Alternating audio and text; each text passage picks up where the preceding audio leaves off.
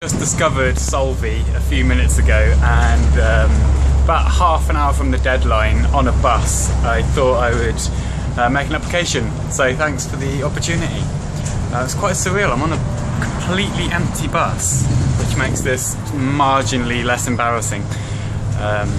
So the problem that I'm interested in solving is the fact that 99% of people in their communities are what I would consider a passenger, in the sense that they're effectively being taken on a ride by decision-making processes that they are nothing to do with, even if they're interested.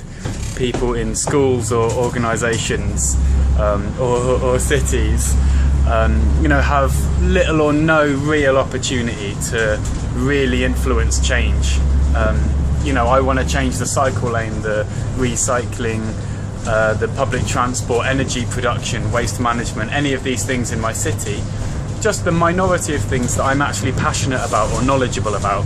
There's really no way for me to do that apart from email my local councillor or complain to somebody in the pub about it. Maybe I can write an e-petition.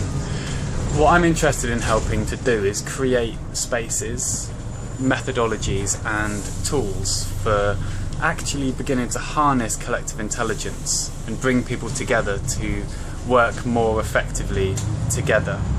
And I think this involves a lot of elements. This involves actually a whole educational process whereby people learn to listen to each other, to celebrate diversity in their communities, and ultimately devolve power more and more through trust from the key decision makers in our cities and schools and communities, as they begin to recognise that when you actually have these spaces and practices for involving more and more people, particularly the more passionate and knowledgeable people to begin with, actually you make much better decisions. You make a school in which teachers love teaching, where kids can't wait to go to school the next day.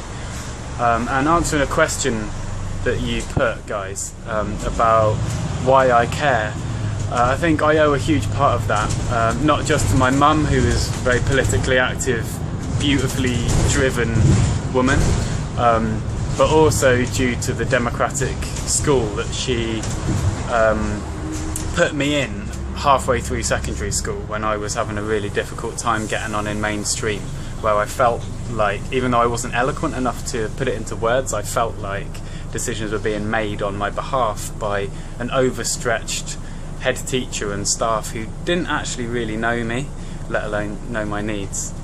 So this democratic school saw me and other 11 to 16 year olds hiring and firing staff, managing school budgets, and all the decisions the head teacher would normally make in the school.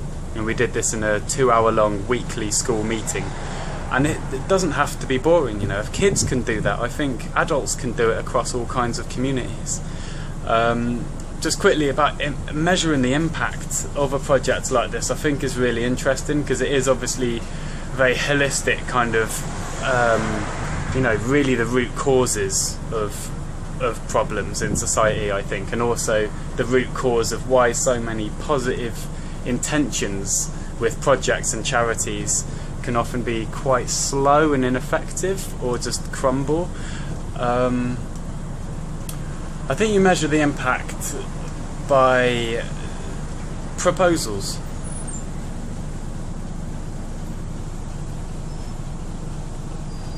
I think you measure the impact through proposals, through seeing how many people are actually coming forward with ideas, and also measuring how many of those ideas have been actually implemented.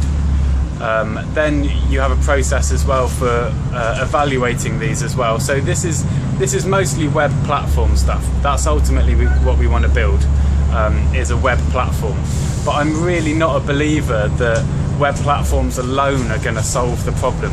We often look to the internet and for websites and smart apps to fix systemic, deep cultural, social problems. It's not going to make you love your neighbours more or listen to people better having a shiny app on your smartphone.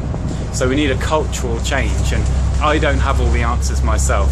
You know, I'm trying to practice what I preach, put my money where my mouth is, and help to create a project that's more of an invitation for people interested in this idea, of which already there's about 40 of us involved in varying extents, in creating this solution together.